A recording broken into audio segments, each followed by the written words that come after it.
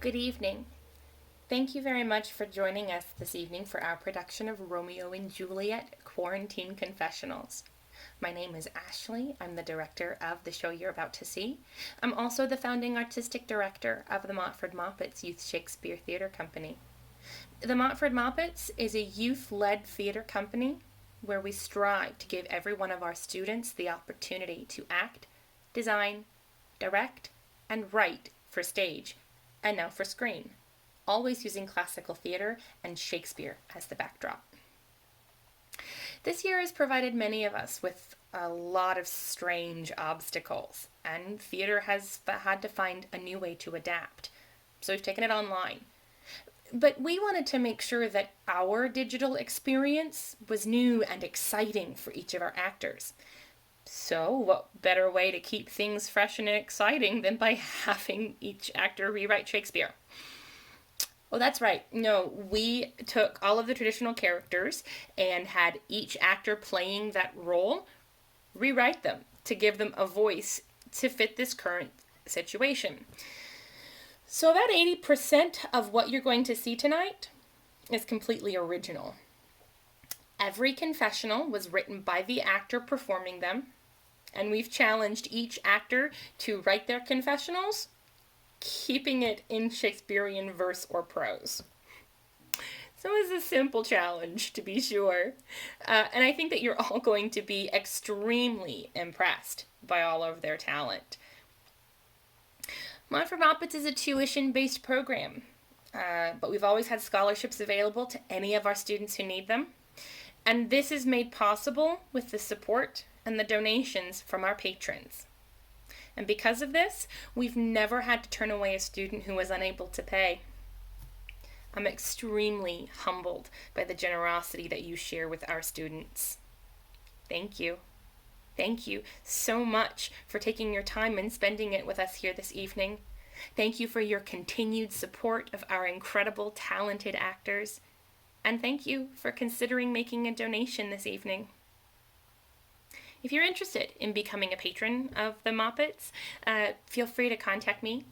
You can visit us online, or you can become a patron at our Patreon page, where we also have a lot of fun incentives around each show.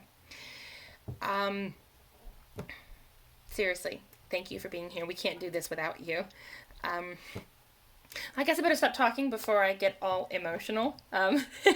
This show runs about an hour and 20 minutes, but make sure you plan to stay after the show ends, because we do have a live question and answer session with some of our cast members. So if you have questions or comments throughout the show, just make sure you take note of them, and then when the show is all done, we'll do our best to make sure we answer all those questions for you. Okay, I'm going to get out of your way. So please sit back, relax, and enjoy Romeo and Juliet, Quarantine Confessionals. I just wanna be okay, Two households, unalike in dignity. In fair Verona where we lay our scene. From ancient grudge break to new mutiny. Foes' brawl grows stronger through quarantine.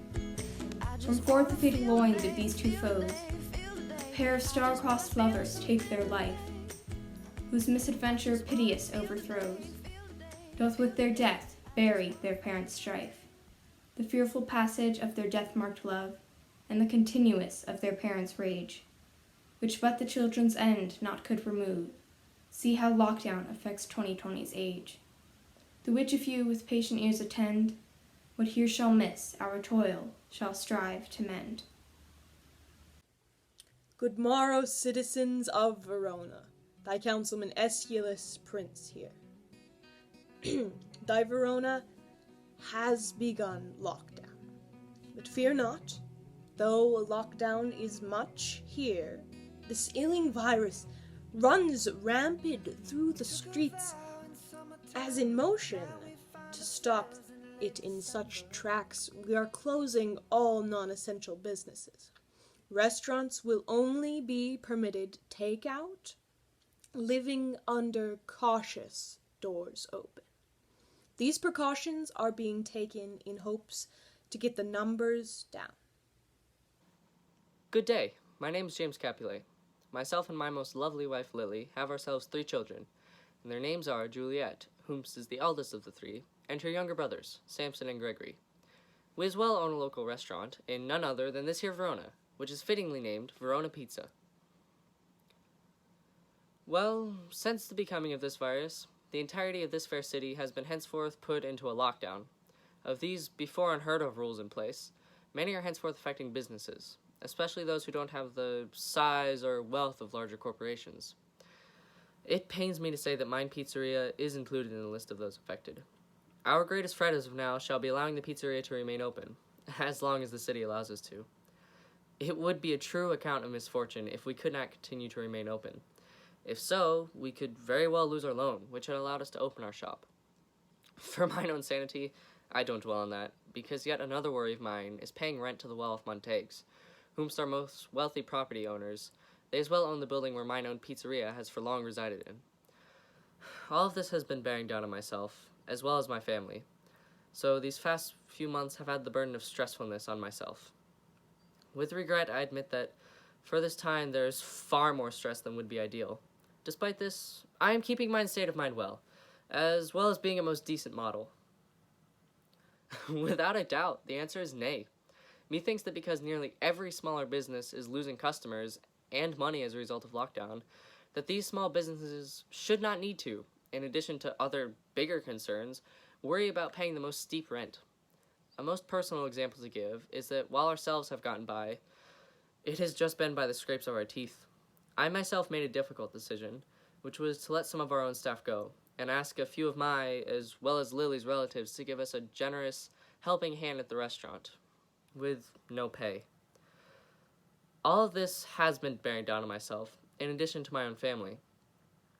However, might I add that as of late, I possess the utmost confidence that we shall, without a single doubt, find a way to push through this as one. Good morrow, my name 'tis be Lily of the Capulet household. The Verona Pizzeria is under the ownership of me and my beloved spouse James.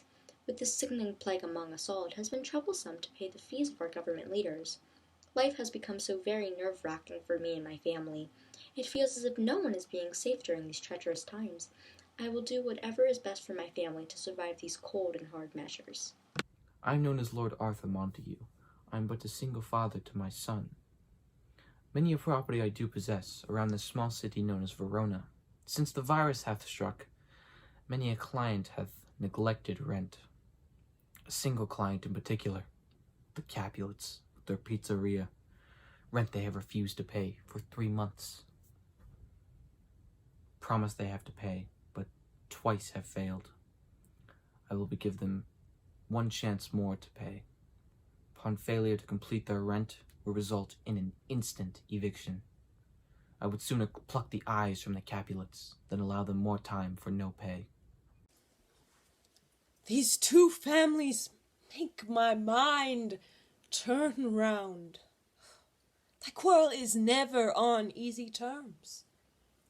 Capulet House should not have to pay this deal. This time of need cries mercy to us all. Pizza boy living off each penny made. Montagues here, with belly of bread. And yet mine ease lies with the Montagues, and I am loyal to my supporters. The matter doth make my heart chase its tail. It has been one dreadful year since we moved in with the Capulets. Never had I such a rage I felt until now. 2 young gremlins walk these halls, or should I say run. With their howls and yells, they could shake mountains. They keep me up till all hours of the night. Screaming and scratching echoes through these empty halls, which causes a ringing in my ears. And then there's Juliet. Oh, Juliet, that is said to be envied by all. But what does she have that I could not provide? She doth make a mockery of me. This is a hell house. My only escape is in the arms of my fair Rosalind. With a forbidden kiss she could wash away all my sorrows. They must not know of it. If they did, they would banish us from Verona. They would mock us and torture us. I will find a way for us to be together. Good day. I am Benvolio Montague, under the employ of James Capulet of the Great Verona Pizzeria. There I am but a humble dishwasher, who hath grown to love the Capulets despite the feud betwixt my name and theirs. Thou canst not guess the pain it causes me, to see both trading insults and harsh words, without cause to do so that I may see. What have we become? Even when I do try and part the fray, with no more than soothing words of reason, the fiery Tybalt doth intervene, slandering my name for speaking of peace, until I lay down my phone, defeated like a first-level party facing down a red dragon in its lair. Is the lover boy Romeo? So early walking did I see our friend. Towards him I made, but he was ware of me, and stole into the covert of the wood. Many a morning hath he there been seen, with tears augmenting the fresh morning dew, adding clouds to more clouds with his deep sighs. My noble friend, do you know the cause? Off with his maiden, I presume. See where he comes. I'll know his grievance or be much denied. Somebody once told me the world is gonna roll me. I ain't the sharpest tool in the shed. She was looking kind of dumb with her finger and her thumb in the shape of... Good morrow, cousin. Oh, is the day so long? But noon struck 9. Ah, me. Sad hours seem long. What sadness lengthens Romeo's hours? Not having that, which having makes them short. In love? Out. Of love? Out of her favor where I am in love. Alas, that love, so gentle in his view, should be so tyrannous and rough in proof. Ah, alas, that love, whose view is muffled still, should without eyes see pathways to his will. This love feels I, that feels no love for this. Dost thou not laugh? No, cuz, I'd rather weep. Good heart at what? At thy good heart's oppression. Why, such is love's transgression. Love is a smoke raised with fumes of sighs, being purged, a fire sparkling in lover's eyes, being vexed, a sea nourished with lover's tears. What is it else? A madness most discreet, a choking gall and a preserving sweet. Oh, tut, I have lost myself. I am not here. This is not Romeo. He's some other where. Tell me in sadness, who is it that you love? Now, what shall I groan and tell thee? Groan? Why, no, but sadly tell us who. Bid a sick man in sadness make his will. Ah, word, ill urged to one that is so ill. In sadness, cousin, I do love a woman. I aim so near when I suppose you loved. Right good mark, man, and she's fair, I love. A right fair mark, fair cuz, is soonest hit. Well, in that hit you missed, she'll not be hit with Cupid's arrow. Be ruled by me. Forget to think of her. Oh, teach me how I should forget to think. By giving liberty unto thine eyes, examine other beauties. 'Tis the way he that is struck in blinds cannot forget the precious treasure of his eyesight lost. Show me a mistress that is passing fair. What doth her beauty serve, but as a note where I may read who passed that passing fair? Farewell, thou canst not teach me to forget. I'll pay that doctrine or else die in debt. The old cliché adage proclaiming time to be under 30 minutes or free give us the current cause feeding the strife. The establishment, Verona's Pizza. The cause most relates to this quarantine. This plague hath hit hard on the pizzeria. Now money and staff verge short on supply. The Capulets, vast in age, try to suffice. On the timely hour of delivery, small Samson was but 1 minute behind on the 30 minutes prior mentioned. to leave way for a dog of a Montague, to find quarrel betwixt the Capulets. While the broader details remain unseen, a small grain of truth is shown unto us. Young Samson, while in the heat of his rage, did bite his thumb at his foes Montague. The feud betwixt families here hath until now been well underplayed, but 'tis now time for the quarrel scene to be showed to the public near soon. Greetings, dear sister. I do not like to come asking for help in times such as these. However, as you know, mine restaurant is in a most unfortunate place now, which therefore brings me to mine point. It would be a blessing upon us if you would be willing to take Juliet and have her spend these most undesirable months with you up in the north of Alaska. Truthfully, I do not wish to take her.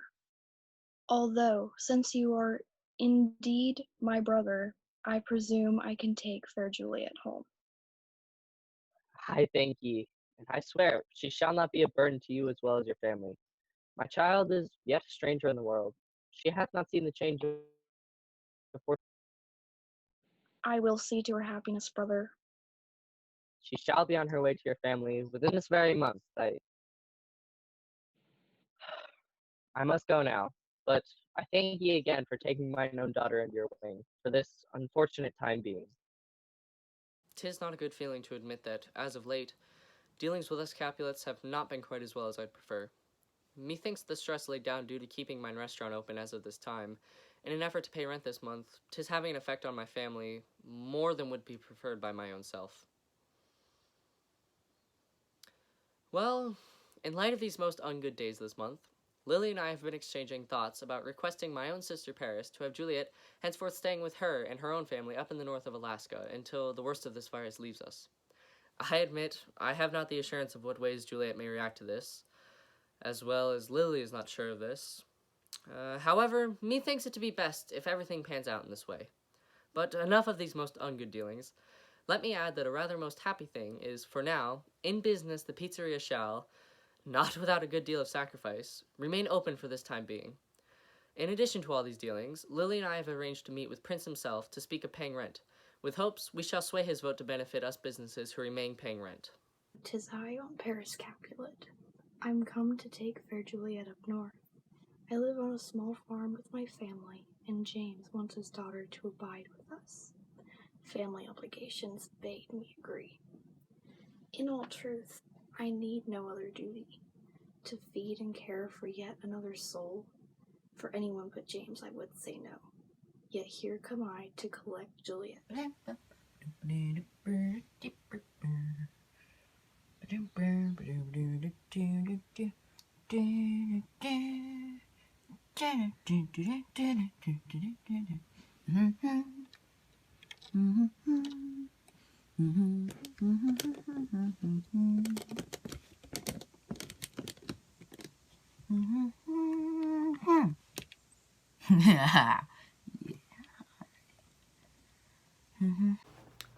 "'Tis I, Romeo, of House Montague.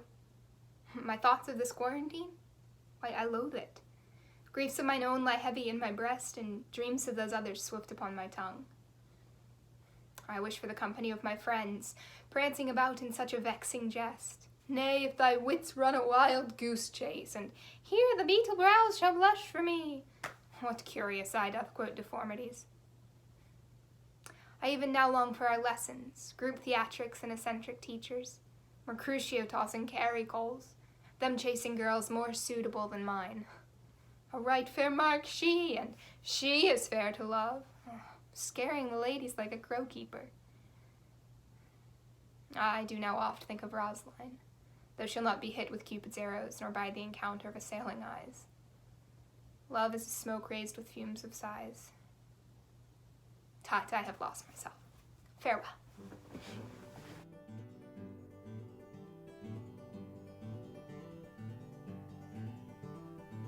When we were younger, we thought everyone was on our side. Then we grew a little and romanticized the time I saw flowers in your hair. It takes a boy to live, it takes a man to pretend he was there. So then we grew a little. Rose, the smiling face in Romeo's life. Why such inquiries of my Romeo? 'Tis my confessional, my time to speak. Furthermore, I'm an influencer. Romeo, I suppose he supports me. My followers love him, obviously. Me? Well, what about me? Well, I mean, of course I appreciate Romeo. Of course, I appreciate everyone. Well, what should I think to say of myself? I'm but a kind, humble, beautiful soul. Moreover, I'm an amateur jongleur. I hate to admit my voice is like gold. Whoa, oh! Thou hast walketh into a vast hall, the flavor of decay hanging sharp on the air. Large stalactites hang from the high ceiling like jagged teeth. A towering winged beast sits at the back of the chamber atop a mountain of gold. Then it opens a single eye. Roll initiative. Ah, me, an 11. My fate is soon to be sealed. Sneak attack. Now, you must but roll first. That die. This one. No. The other one. Yes, that one. That one. Death is heavy on the air. We have but perished yet. The dragon raises its scaled head, and from its mouth breathes a plume of angry flames. Roll a dexterity saving throw. No. Well, dang. 'Tis but a 1. Mercutio, thou art correct. Thou hast taken no less than 122 damage. My character! Dead! Oh, bless it. Let us forget about it like we forget about my girlfriend. Why, Romeo, art thou mad? I'm not mad, but bound more than a madman is. Shut up in prison, kept without my food, whipped and tormented, and oh, someone's at the door. God den, good fellow. God gee gaden, I pray, sir. Can you read? Aye, mine own fortune and my misery. Perhaps you have learned it without book, but pray, read within this box and join us tomorrow at Verona Pizzeria. Pizza. Oh, what's this? Signor Martino and his wife and daughters, County Anselm and his beauteous sisters, the lady widow of Vitravio, Signor Placentio and his lovely nieces, mine uncle Capulet, oh, his wife and daughters, my fair niece Rosalind Olivia's. Is this but a thing for us to attend? At this same ancient feast of Capulet sups the fair Rosalind, whom thou so lovest. Come thither with unattained eye, and compare her face to some that I shall show, and I will make thy swan a crow. All right. Back to the game. Mercutio still must fight the dragon, even though he will likely perish. Can I roll up a new character? How now? Were you so quick to forget me? 'Tis I, Juliet of the Capulets. Once my 4 years of high school are finished, to Harvard School I should have liked to go. Yet the virus has brought me to a halt. As such, my grades have taken quite a fall, but I do believe I can set them straight. My family owns a pizzeria, but like my grades, it too has seen a dip. Sometimes it feels they love it more than me, and they would hate to lose it all for good. I am a lady of House Capulet, if lady be not too proper a word. Sister to Lily, aunt to Jewel, employed as a chef at the pizzeria. It has been a year since my child and I, in our haste to flee, came to Verona. We owe our health to my sister Lily. She gave us a place to stay, and a chance to work in my favorite profession. Her family has been so kind to us. Caring for Jewel is the least I can do, so I've embraced the role of aunt to her. 'Tis a shame that she and Tybalt quarrel. Their biting wits their kindred souls. Or maybe Jewel just saves her sharp-tongued scorn for me. Still, I'm happy to be looking after her. I'll do what I can to secure her health, even in the midst of this pandemic. Things may be tough right now, but we'll get through them. We just all have to stay positive. Rachel, where's my daughter? Call her forth to me. Now by my maidenhead at 12-year-old, I bade her come. What? Lamb? What? Ladybird? God forbid, where's this girl? What? Juliet? Oh, madam, I am here. Who calls? Your mother. Well, I'm here. What is your will? This is the matter. Rachel, give leave a while. We must talk in secret. Rachel, come back again. I have remembered me. Thou's here our counsel. Thou knows my daughter's young age. Faith, I can tell her age into an hour. She's not 14. I'll lay 14 of my teeth. And yet, to my teeth be it spoken, I have but 4. She's not 14. How long is it now to Christmas? A fortnight and odd days. Come Christmas Eve at night, shall she be 14? Enough of this, I pray thee, hold thy peace. Yes, madam, yet I cannot choose but laugh. To think it to leave crying and say I. Wilt thou not, Jewel? It stinted and said I. And stint thou too, I pray thee, and say I. Thou wast the prettiest babe that e'er I saw. And to think this virus may make her unsafe. Safety, that safety is the very theme I came to talk of. Tell me, daughter Juliet, how stands your disposition to be moved? It is an honor that I dream not of. An honor? Well, think of moving now, younger than you. Here in Verona, those of all ages are already made in their grave by my count. Thus then, in brief, your Aunt Paris seeks for you to come live with her. Safety, lady. Lady, such safety is all the world in chaos. Safety far from here. Verona's summer hath not such a flower offering with the restaurant as it is. Nay, don't talk of such dark things. Aye, what say you? Can you think of leaving Verona? This night you shall be present at our feast. Read o'er the volume of Paris's face. Know she means well, and find delight and safety writ there. So, shall you share all that she doth possesses, by going with her and making yourself no less? No less. I speak briefly. Can you like of leaving with Aunt Paris?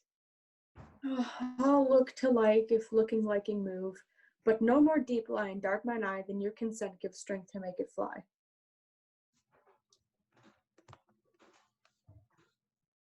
Give me a mask. I am not for this ambling. Nay, gentle Romeo, we must have you dance. Not I, believe me. You have dancing shoes with nimble soles. I have a soul of lead, so stakes me to the ground. I cannot move. You are a lover. Borrow Cupid's wings and soar with them above a common bound. I am too sore and pierced with his shaft to soar with his light feathers, and so bound I cannot bound the pitch above go woe. Under love's heavy burden do I sink. To sink in it, should you burden love, too great oppression for a tender thing. A mask for me. This game was ne'er so fair. I am done. Come, we burn daylight, ho. No, that's not so. I mean, sir, in delay. We waste our time in vain. And we mean well in going to this mask, but 'tis no wit to go. Why, may one ask? I dreamed a dream tonight. And so did I. What was yours? That dreamers often lie. That in bed asleep while they do dream things too true. Oh, then I see. Queen Mab hath been with you. She's the fairy's midwife, and comes in shape no bigger than an agate stone on the forefinger of an alderman. Drawn with a team of little atomies, her wagon spokes made of long spiders' legs, the cover of the wings of grasshoppers, her whip of cricket's bone, the lash of film, her wagoner a small gray-coated gnat pricked from the lazy finger of a maid. Her chariot is an empty hazelnut made by the joiner squirrel or old grub, and in this state she gallops night by night through lovers' brains, and then they dream of love. O'er lawyers' fingers who straight dream on fees, or lady's lips who straight on kisses dream, which oft the angry mad with blisters plagues, because their breaths with sweetmeats tainted are. Sometimes she gallops over a courtier's nose, and then he dreams he of smelling out a suit. Sometimes she driveth over a soldier's neck, and then he dreams he of cutting foreign throats. Drums in his ear, at which he starts and wakes, and being thus frightened, swears a prayer to, and sleeps again. This is that very mad that plats the manes of horses in the night, and bakes the elf locks and foul sluttish hairs, which once untangled much misfortune bodes. This is she. Peace, Mercutio, peace. Thou talkest of nothing. True, I talk of dreams, which are the children of an idle brain, begot of nothing but vain fantasy, which is as thin a substance as air, and more inconsistent than the wind. This wind you talk of blows us from ourselves. Supper is done, and we shall come too late. I fear too early, for my mind misgives some consequence, yet hanging in the stars shall bitterly begin his fearful date with this night's revel, and expire the term of despised life closed in my breast. By some vile forfeit of untimely death. But he that hath the steerage of my course, direct my sail, I'll go along, no such sight to be shown, but to rejoice in splendor of mine own. On, lusty gentlemen! Romeo is struck with love for any maiden his starry eyes doth lay upon. 4 long years hath our good friendship flourished, and I grow weary of his tiresome play. Romeo, humor's bad man, passion, lover, he thrusts himself into a well of sorrow every time he and his maiden fall out of love. He is dominated by love again, and the play starts once more. For this driveling love is like a great natural that runs lolling up and down to hide his bauble in a hole. He is the most wondrous of good friends, but his mind is too entangled with his foolish love to reason with sense.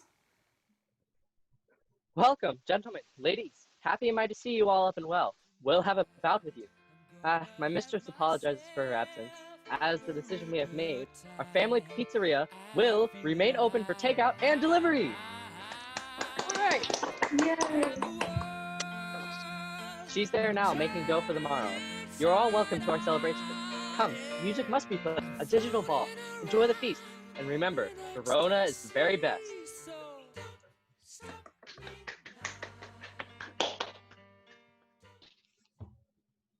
Pray you, what lady's that which doth enrich the hand of yonder knight? How am I supposed to know? Oh, she doth teach the torches to burn bright. Did my heart love till now, or swear at sight, for I ne'er saw true beauty till this night. This, by his face, should be a Montague. Come hither covered with antic face, to fleer and scorn at our situation? Now by the stock and honor of my kin, I strike him dead. I hold it not a sin. Why, how now, kinsman? Wherefore storm you so? Uncle, this is a Montague, our foe, a villain that is hither come in spite, to mock our situation this night. Young Romeo, is it? 'Tis he, that villain Romeo. Content thee, gentle one. Let him alone. He bears him like a portly gentleman, and, to say truth, Verona brags of him to be a virtuous and well-governed youth. I would not for the wealth of all this town, here in this Zoom, do him disparagement. Therefore, be patient. Take no note of him. It fits. When such a villain is a guest, I'll not endure him. Why, uncle, 'tis a shame. Am I the master here, or you? Go to, go to. You are saucy tonight, thus a scene creating. Be quiet, or I'll make you quiet. I will withdraw, but this intrusion shall, now seeming sweet, convert to bitter gall.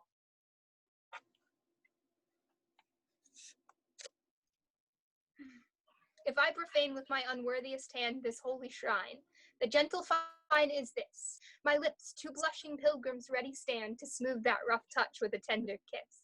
Oh, good pilgrim, you do wrong your hand too much, which mannerly devotion shows in this. For saints have hands that pilgrims' hands do touch, and palm to palm as holy palmers kiss. Have not saints lips and holy palmers too? Aye, pilgrim, lips that they must use in prayer. Oh then, dear saint, let lips do what hands do. They pray, grant thou, lest faith turn to despair. Oh, saints do not move, though grant for prayer's sake. Then move not, while my prayer's effect I take. Thus from my lips by yours my sin is purged. Then have my lips the sin that they have took. Sin from thy lips? Oh, trespass sweetly urged. Give me my sin again. You kiss by the book. Daily I yearn to find more ventures inside the sullen prison of mine home, and I'm barred from visiting my friends, and it is taxing when thou trapped with dad. More exact, Councilman Aeschylus Prince. Aeschylus Prince, a very nice guy.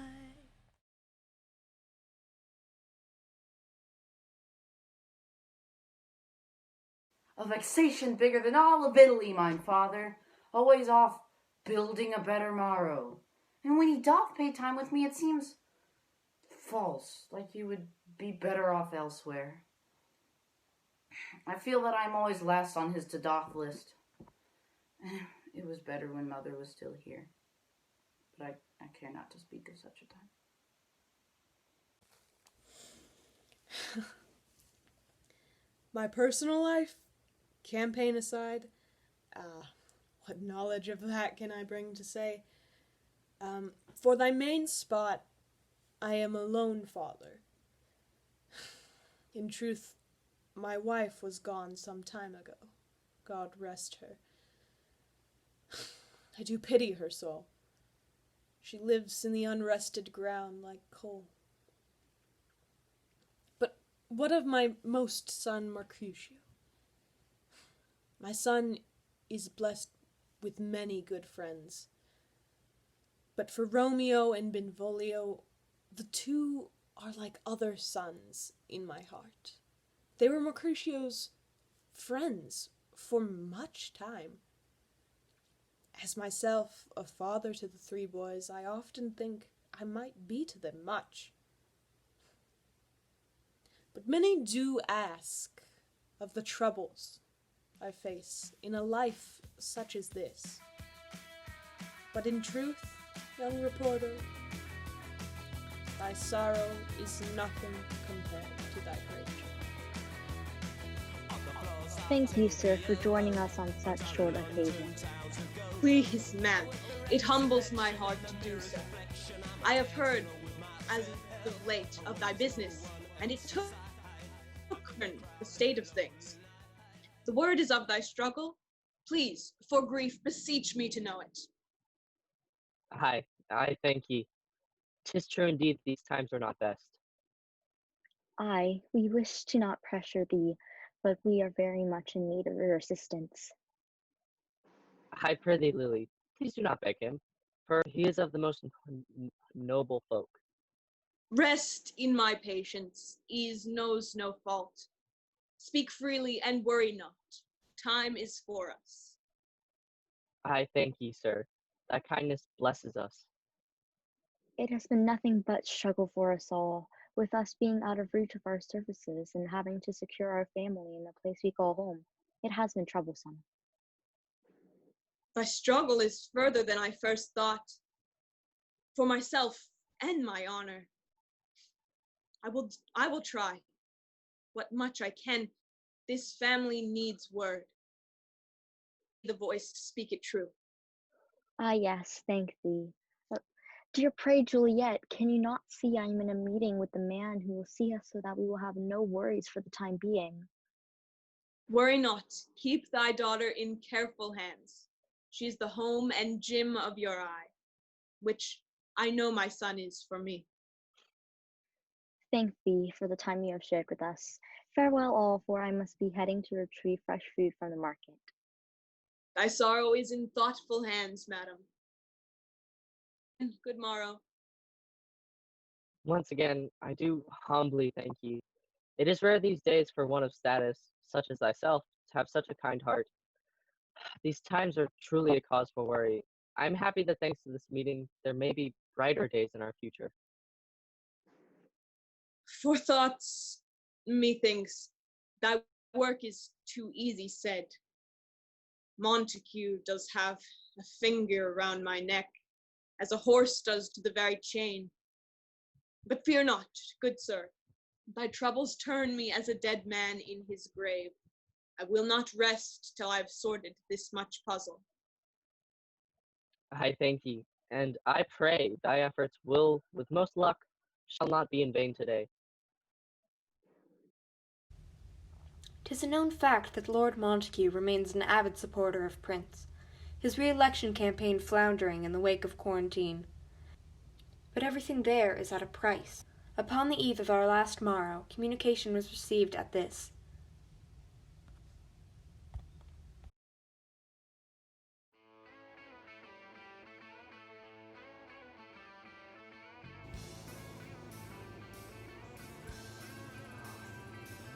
Alas, what light through yonder window breaks?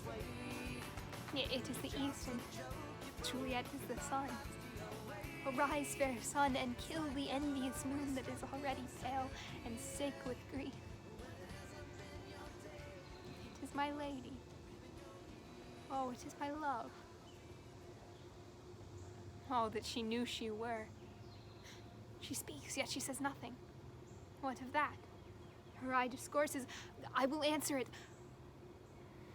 I am too bold. 'Tis not to me she speaks.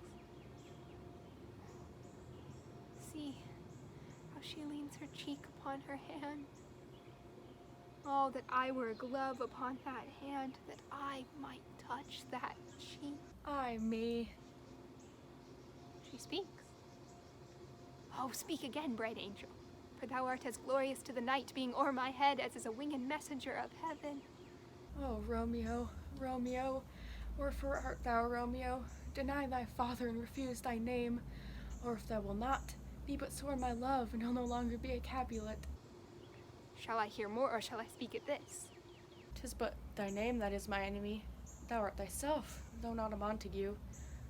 What's Montague?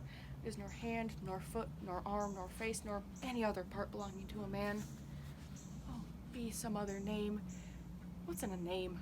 That which we call a rose would smell as sweet. So Romeo would, were he not Romeo called. Retain that dear perfection which he owes without that title. Romeo, doff thy name, and for that name which is no part of thee, take all myself. I take thee at thy word. Call me but love, and I'll be new baptized. Henceforth I never will be Romeo. What man art thou that dost be screened, a knight so stumbled on my counsel? By a name I know not how to tell thee who I am. My name, dear saint, is hateful to myself as it is an enemy to thee. Had I it written, I would tear the word. My ears have not yet drunk 100 words of that tongue's utterance, yet I know the sound.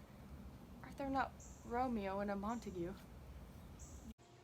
Neither, fair saint, if either thee dislike. How camest thou hither, tell me, and wherefore? The orchard walls are high and hard to climb, and the place death, considering who thou art, if any of my kinsmen find thee here. With love's light wings did I o'erporch these walls, for stony limits cannot hold love out, and what love can do that dares love attempt, therefore thy kinsmen are no let to me. If they do see thee, they will murder thee. There lies more peril in thine eye than 20 of their swords. Look thou but sweet, and I am proof against their enmity. I would not for the world they saw thee here. I have night's cloak to hide me from their sight, and but thou love me, let them find me here. My life were better ended by their hate than death prorogued, wanting of thy love. Thou knowest the mask of night is on my face, else would a maiden blush bepaint my cheek. For that which thou hast heard me speak tonight, fain would I did dwell on form, fain deny what I have spoke, but farewell compliment. dost thou love me? I know thou wilt say, Aye, and I will take thy word. Yet if thou swearest and thou mayest prove false, in lovers' perjuries they say Jove laughs. O gentle Romeo, if thou dost love, pronounce it faithfully. Or if thou thinkest I am too quickly won, I'll frown and be perverse and say thee nay. So thou wilt woo, but else not for the world. In truth, fair Montague, I am too fond, and therefore thou mayest think my behaviour light. But trust me, gentleman, I'll prove more true than those that have more cunning to be strange. I should have been more strange, I must confess. But that thou overheardst ere I was ware. My true love is passion, therefore pardon me, and not impute this yielding to light love which the dark night hath so discovered. Lady, by yonder blessed moon I swear that tips with silver all these fruit tree tops. Oh, swear not by the moon, the inconsistent move that monthly changes in her circled orb, lest that thy love prove likewise variable. What shall I swear by? Do not swear at all, or, if thou wilt, swear by thy gracious self, which is the god of my idolatry, and I'll believe thee. My heart's dear love. Well, do not swear, although I join thee. I have no joy of this contract tonight. It is too rash, too unadvised, too sudden, too like the lightning which doth cease to be. Ere one can say, it lightens. Sweet good night. This bud of love by summer's ripening breath may prove a beauteous flower when next we meet. Oh, good night, good night. As sweet repose and rest come to thy heart as that within my breast. Oh, wilt thou leave me so unsatisfied? What satisfaction canst thou have tonight? The exchange of thy love's faithful vow for mine. I gave thee mine before thou didst request it, and yet I would it were to give again. Wouldst thou withdraw it? For what purpose? Love? Oh, but to be frank and give it thee again, and yet I wish but for the thing I have. My bounty is as boundless as the sea, my love is deep, the more I give to thee, the more I have, for both are infinite. Oh, I hear some noise within. Dear love, adieu. Anon, good night, sweet Montague, be true. Stay but a little, I will come again. Oh, blessed, blessed night. I am a feared being in night. All this is but a dream. Too flattering sweet to be substantial. 3 words, dear Romeo, and good night indeed. If that thy bent of love be honorable, thy purpose meeting, send me word tomorrow. By one I'll procure to come to thee, where and what time thou wilt perform the rite, and all my fortune at thy foot I lay, and follow thee, my lord, throughout the world. Juliet! I come anon. But if thou meanst well, I do beseech thee, by and by, I come. To cease thy suit and leave me to my grief, tomorrow I will send. So thrive my soul. Juliet, I know you're 1,000 times good night. 1,000 times the worse to want thy light. Love goes toward love, as schoolboys from their books, but love from love towards school with heavy looks. Romeo, psst. It is my soul that calls upon my name. How silver sweet sound lovers' tongues by night, like softest music to attending ears. Romeo? My dear? At what o'clock tomorrow shall I send to thee? At the hour of 9. I will not fail. 'Tis 20 years till then. I have forgot why I did call thee back. Let me stand here till thou remember it. Oh, I shall forget to have thee still stand there, remembering how I love thy company. And I'll still stay to have thee still forget, forgetting any other home but this. Oh, 'tis almost morning. I would have thee gone. Good night, good night. Parting is such sweet sorrow that I shall say good night till it be morrow. Sleep dwell upon thine eyes, peace in my breast. Would I were sleep and peace so sweet to rest. Good night, my darling Juliet, and till we shall meet again.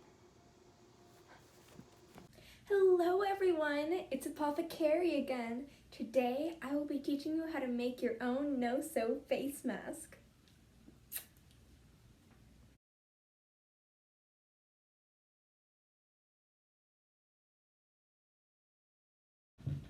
Now, you can use any kind of fabric you need, as long as it folds well and it's not too thin. We'll start by getting a flattened paper clip. We'll put it in the middle of our fabric and fold it over. Then, we'll tie take our hairbands and put each end through the hairband. Find the paper clip and bend it so it will fit our nose. Put each end of the fabric inside and then put it around your ears. Of course, it will fit your ears.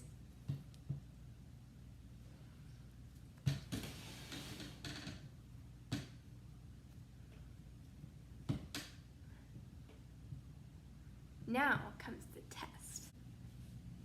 Now, if you can blow out this candle, that means that your mask isn't right. It's too thin. So let's see.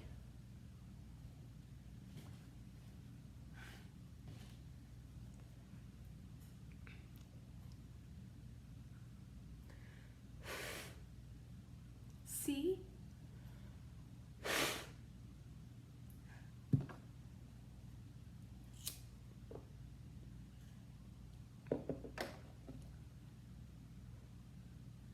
It works.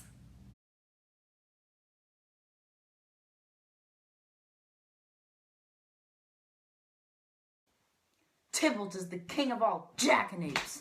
I'm familiar with their family's feud, but he need not be an ass about it. Good king of cats, not but one of your 9 lives do I mean to make bold withal, and, as you shall treat me hereafter, dry beat the rest of the 8. Come, we shall paint the restaurant, the color of mine loathing for this Tybalt. Tybalt isn't kind in any way. She's been picking on us for years now. I have not gathered any knowledge why. 'Twas tolerable in the beginning, though now with life online 'tis so much worse. She pokes fun at me, at all of us, dear Benvolio and Mercutio. I do presume Tybalt may envy us. She was the new kid, I know that is hard. Tybalt and Rosalind became fast friends. It would be nice if they were simply close. Mayhaps Tybalt would loathe us so much less, but I can't help but see feelings between them. I suppose I should converse with Rosalind. Tybalt's forever looking for a fight, always poking around, stirring the pot.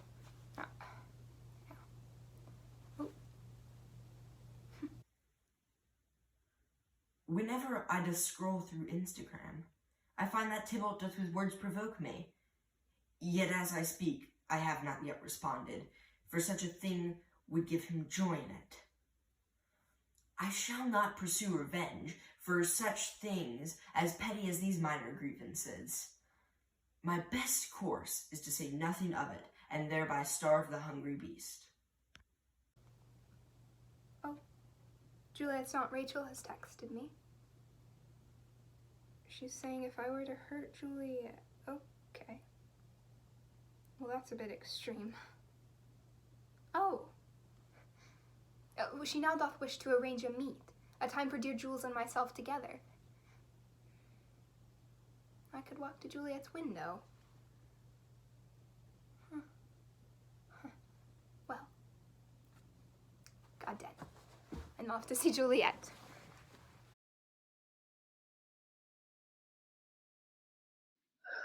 Oh, the clock struck 9 when I did send my aunt in half an hour she promised to return. Perchance she cannot meet him. Oh, that's not so. Or she is lame. Of terror should be thoughts which 10 times faster glide than the sun's beams of this day's journey. Yet she is not come. Had she affection and warm youthful blood, she would be as swift as motion in a ball. My words would bandy her to my sweet love and his to me. But old folks may feign as they were dead, unwieldy, slow, heavy, and pale as lead. Oh God, she comes! Oh, honey aunt, what news? Hast thou met with him? No, good sweet aunt. Oh, Lord, why lookest thou sad? Thou needst be sad, yet tell them merrily. If good, thou shamest the music of sweet news by playing it to me with so sour a face. With the reliance of technology, there be expected elements of surprise. Oft when we find the signal to be low, communication be found difficult. While for this present conversation, Wi-Fi hath afforded one of those incidents. When the connection doth be unstable, see here, Juliet and aunt render mute. I have learned there is a plan made for this, a meeting with Romeo and Juliet. Yet as with deep lasting family bond, an air of mockery hangs on edge, youth's exasperation at pleasure of age. Each time Aunt Rachel has information, it's like she doesn't want me to know it. She'll come up with a plethora of lies. I never understand her excuses. Teasing Juliet is always so fun. I've never seen her enamored as this, so verily, you can bet I'm doing everything to make her as embarrassed as I can. This Romeo youth has enchanted her, even though he's of the house of Montagues. But he makes Juliet so happy. Really, that's all that should matter. Her mother won't be too joyful about this, so I'll help her keep it quiet for now. If you can keep a secret, I have one. I've been playing matchmaker for these youths. They're too shy to take action on their own, so I set up this simple meeting for them. It's worth it seeing Juliet so happy.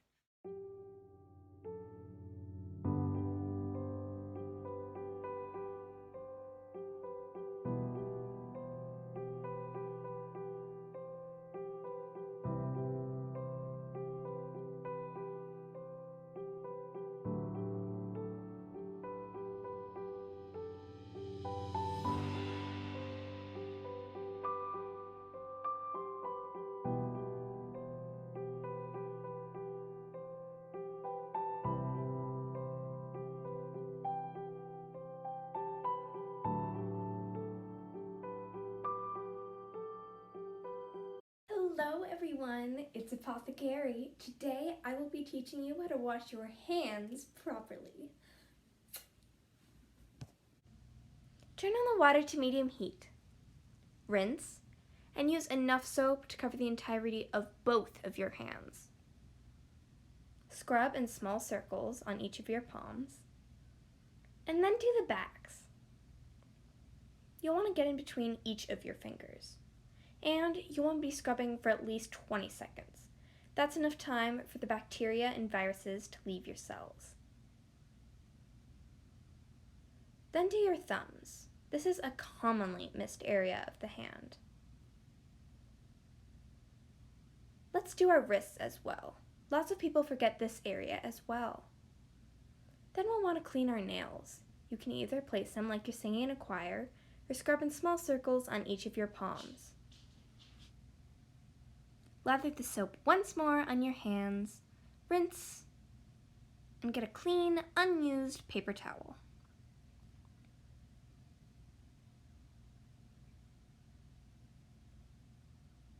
You will use this to dry your hands. Put a small amount of soap on the paper towel. Turn off the faucet and scrub the handle so it's clean for whoever uses it next.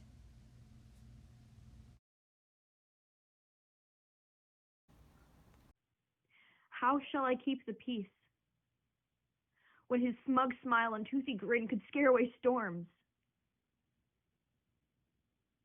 You do think he is better than I? That is so. And kidnapped the fair Rosalind and to swoon at that very face. She says she loves him. Surely he hath bewitched her into thinking so, for no maiden would hold that excuse of a man as her own. Tell me why, then, I should not fight him. I am sick of keeping the peace. This peace that is equivalent to them threatening to squash us under their big feet like ants. I will have revenge. Mark my word.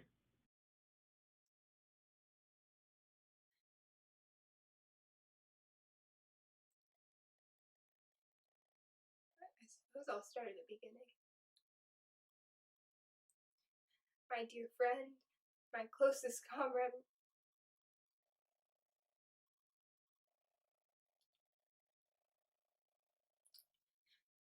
to the pizzeria earlier last night when he, alone, to face off with Tybalt. Hot blood he had, I was aware, though I wasn't a clue he was to a fight. I thought, well, I presumed he'd but goof off. Dumb chalk notes, mayhaps a simple nerve war. And I should think if he had but thrown his words. Anything but the actual happenstance.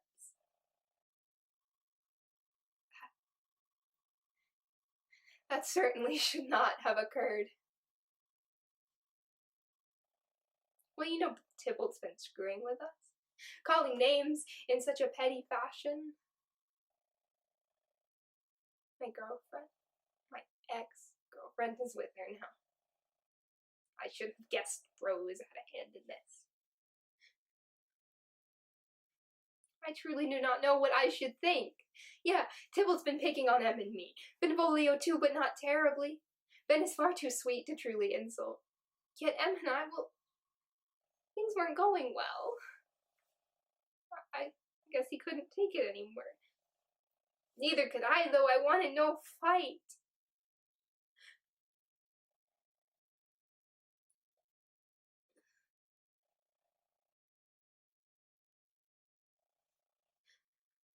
Just after we did sup, a message comes. 'Tis Benvolio, telling me of the probability of something untasteful soon to come with an M at the pizzeria. He insisted I go before it got bad, that I was but the one to keep the peace. Guess I wasn't ideal for that. I walked over to Verona Pizzeria. All of her acquaintances were there. Benvolio, Samson, and Gregory, Tybalt, all there to wash up, I suppose. And there, in the corner, were dual-wielding Nerf guns and his goofy grin.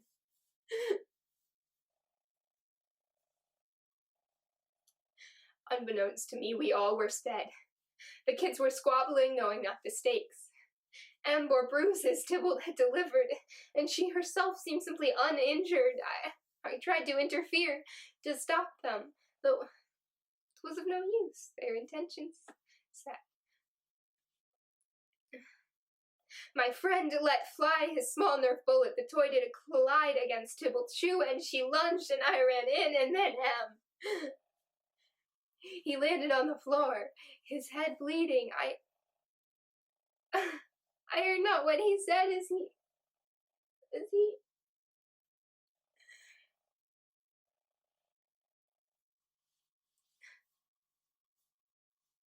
Ben would remember if you want to know.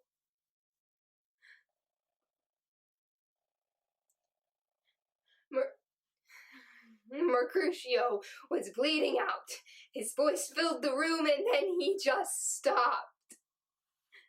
His body void of sound, of movement, just still. And Tybalt... She smiled. I couldn't take it. She can't just smile as Em, as he... Well, you know... I suppose I snapped. But wouldn't you? I thought not. Never before had I drawn. I wasn't aware I could hit so hard. I hadn't a clue.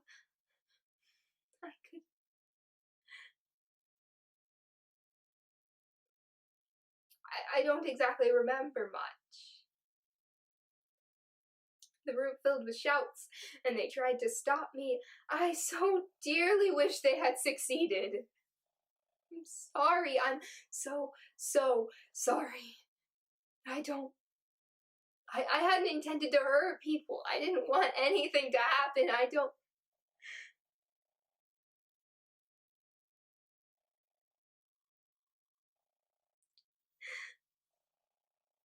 I suppose I stopped when Tybalt did.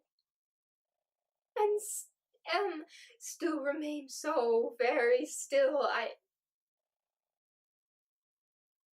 All I could think was, are they all right? And now, Mercutio, he's.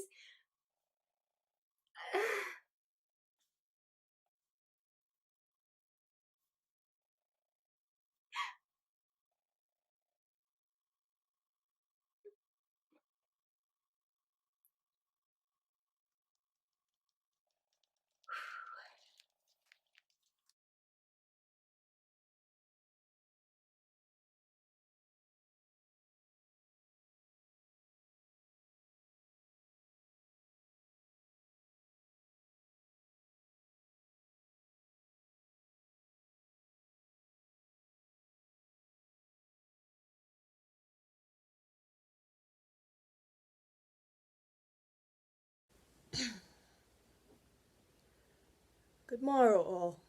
Aeschylus Prince here. Firstly, I'd like to address my absence.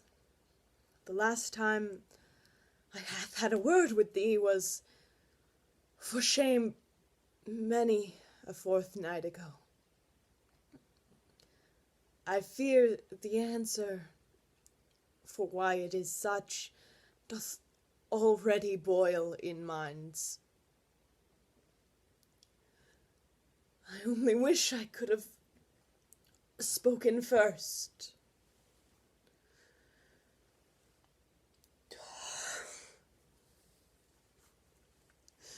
Grief hath eaten me alive from inside, and though I know my name will be written and slandered across this such council, my head hath believed I shall never open mine eyes to wake again. But how does one run away from within? My son is gone. He hath laid to rest.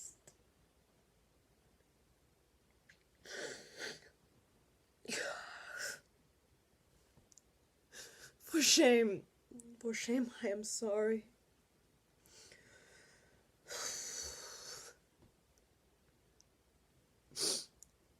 But how is it I know my son goes before me into the cold ground? How am I supposed to forgive myself for living when Mercutio is gone?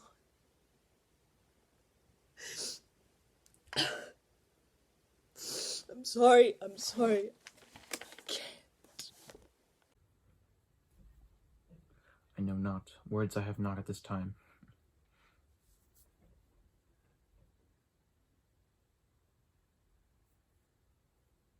Where did I go wrong? To raise a killer? Romeo, do such a thing as murder? Words I have not for what has happened now. Romeo, is he okay? What happened? Oh, blessed, I pray thou art free of harm. I'm going to call for my Romeo. What do you mean I cannot call for him? Romeo's on house arrest for what cause? No, it cannot be. That's not possible. I mean to say, dear Tybalt would best him and... oh, my lord. No. She has to be well. What have I done? This is all my fault. This is my doing. Romeo? What of this Romeo? Oh, but of course, he's under house arrest. No, I hadn't thought he could do this. I presumed Tybalt would, but... oh, dear. I don't know. Leave me alone. This cannot now be my reality. Many times I have made myself so clear. I will never leave my home for Aunt Paris. I despise her home. There's nothing to be done. My cousins are always terribly mean. They've never been stopped by Paris. There's no forms of communication there. I don't know what I am supposed to do. I think I started to fall ill. I've not felt well for a full day now. And I fear now it could be the virus. All of the symptoms that I have match up, so I have gotten tested today.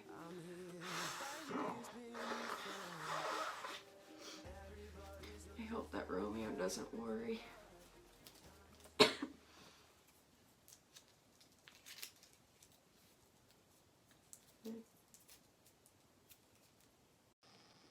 What are we going to do with this infectious disease that Juliet carries?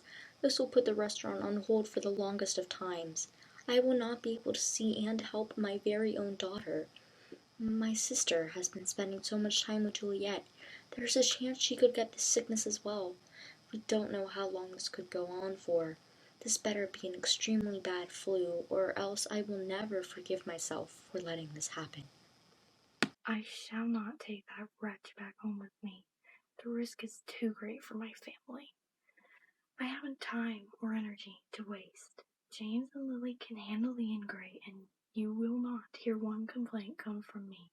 I don't want that silly girl in my home. My family and I will stay virus-free. As of late, I've noticed myself not able to process this news with very much ease. The thought of mine own daughter with sickness, 'tis not an easy thing for any father to endure. However, herself has such benefits of youth. The virus is not appearing of concern to death to those such as her. Might I point out, the death toll of the virus is mostly contained in the elderly, or those already with health problems.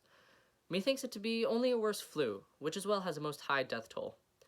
What worries me most is our customers being aware of our unfortunate exposure to this sickness, and the now impact of the restaurant's profits from this time on and onward into the future. In the past, I've heard with mine own ears horror stories detailing the closing of other businesses due to most unfortunate exposure to this very virus. I can only pray that news of Juliet shall not grow to gargantuan size. It does pain me to say things such as this, but I see nothing but dimmer days for my most desperate Verona pizzeria.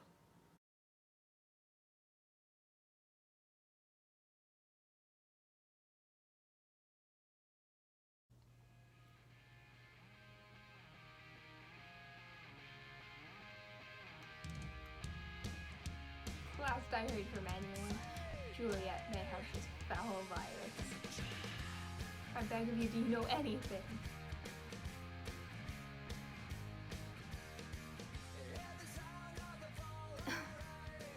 Poor Benvolio, how hath he fared? Oh, Mercutio. What now have I done? My life so easily is at an end. By my age, I may be tried as an adult, and my dearest friend's death could be my blame.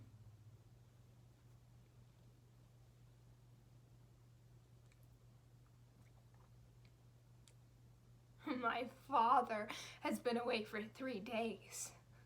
I'm unsure his location or his goals. I don't know what he knows of what I've done.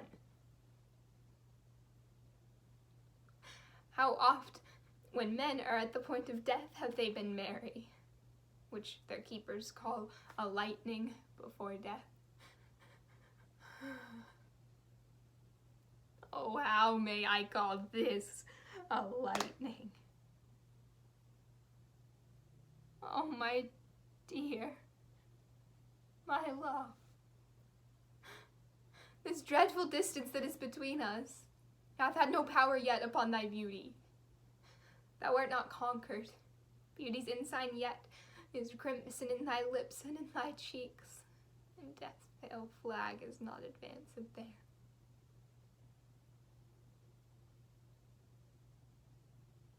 Tybalt, liest thou there in a bloody sheet? Oh, what more favor can I do thee than with that hand that cut thy youth in twain to sunder his that was thine enemy. Forgive me, cousin. Oh, dear Juliet, why art thou yet so fair?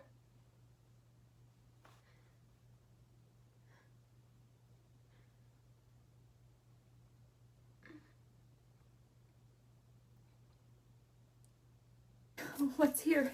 A letter, written by true love's hand. My dearest Juliet, thou art my life, the light of darkness for me to follow. I wish thou dost live a beautiful life, with many a happy moment to come. I still will stay with thee, and never from this place of dim night depart again. Here will I remain. I so truly shall miss you, my darling. Thou desperate pilot, now at once run on the dashing rocks thy seasick weary bark. Here's to my love. Poison, I see, has been his timeless end. Oh, Churl, hurt now and left no friendly words to help me after. I will kiss thy letter. This last touch of yours I will cherish. Thy writing is cold, gentle Romeo. I'll be brief.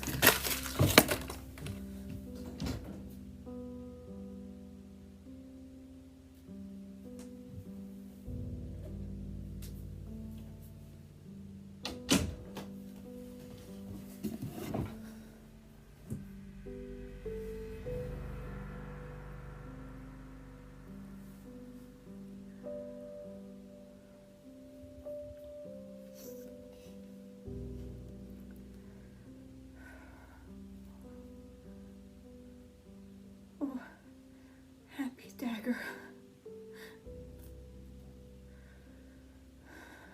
This is thy sheath. Then rest and let me die. Oh, true apothecary, thy drugs be quick. Thus with a kiss I die.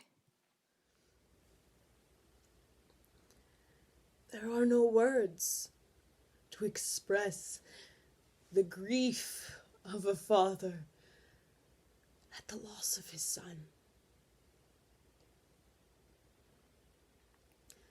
When Mercutio would speak of me, he told of how I spoke. Too long, too boring, too embarrassing. And yet now, I have no words. I fear that I may never comprehend the events that have taken place of late. For in this time have I lost 2 dear friends. Now I do regret much that I hath done, and much that I hath not, with an even greater sadness. The woe of Juliet and Romeo hath led me to forget even the virus that doth remain, despite this sadness, for it does not care for the woes of mortal men. My simple wish is that Capulets and Montagues will finally unite and learn to forget this vile fight.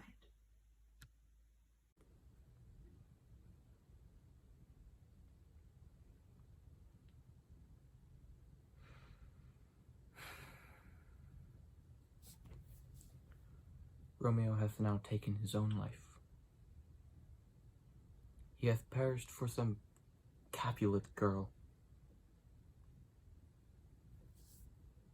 Perchance the fault of his passing was mine. Perhaps I should have been better for him.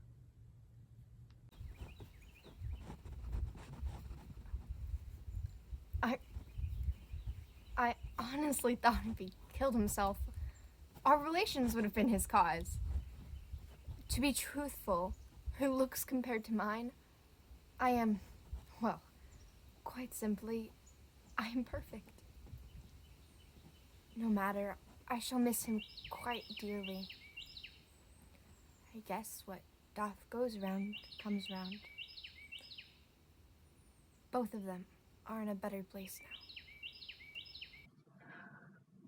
It seems the children have taken their lives. 'Tis too bad James lost his daughter, but it is a brat who makes such choices. These little snowflakes act like stupid fools. My own generation is much smarter. They actually committed suicide. Romeo and Juliet actually did it. I would still have a sister if not for Romeo. At least she can go to a better place now. I may not have liked her for most of the time she was here. I will still miss her. She was family. Nothing replaces your family. This sucks. I hate what's happened lately. People shall be dying all over the place. Too much bloodshed on the two houses. I just hope this drama and chaos would just end. I don't want to die. Juliet just died. I never did like her, but I was the brother of her. Oh, man. I don't want any more lives to be lost. This fighting has gone too far. Romeo died as well. I'm sure I should be happy about that, but I'm not. This is a big mess. I just wish it would all cease. Well, I do not seem to possess the words necessary to give light to mine own current situation, but I shall try. I simply lack the ability to attempt to process this current state that myself and my family be in now. My own heart cracks in a most painful way as the thought crosses my mind of how I've lost my sweet, sweet Juliet. To add more to this, the restaurant is practically out of money, and Lily, she could very well be on her deathbed. I am unsure of what I shall do now, at this most unbearable point in time. We possess no more money, no family willing to give a helping hand at the restaurant, and in the close future, no restaurant. This year has truly brought hellfire down in this town, and I say damn it all. I have no more words. My niece is gone, and by her own dagger. Now there's truly nothing left for me. All this love, all this youth gone. And for what? A rivalry? Born from money and greed? We came to Verona as an escape, as the start of a new life for us. But ruin was all Tybalt could find here, and Jewel was strangled by a petty feud. And me? I do not know how to be strong anymore. Not when there's no one left to be brave for. No words can describe this pain in my chest I've grown fond of, because I'm sure it will never go away.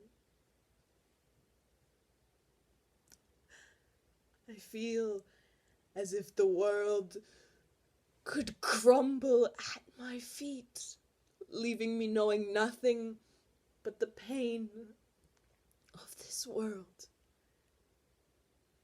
And yet, none could hurt me as much as losing my Mercutio.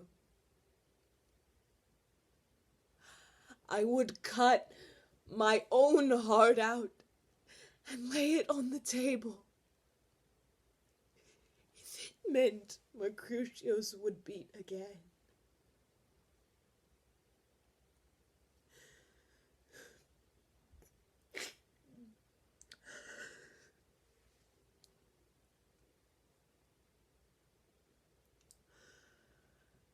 I was never one to believe in the supernatural or anything like that.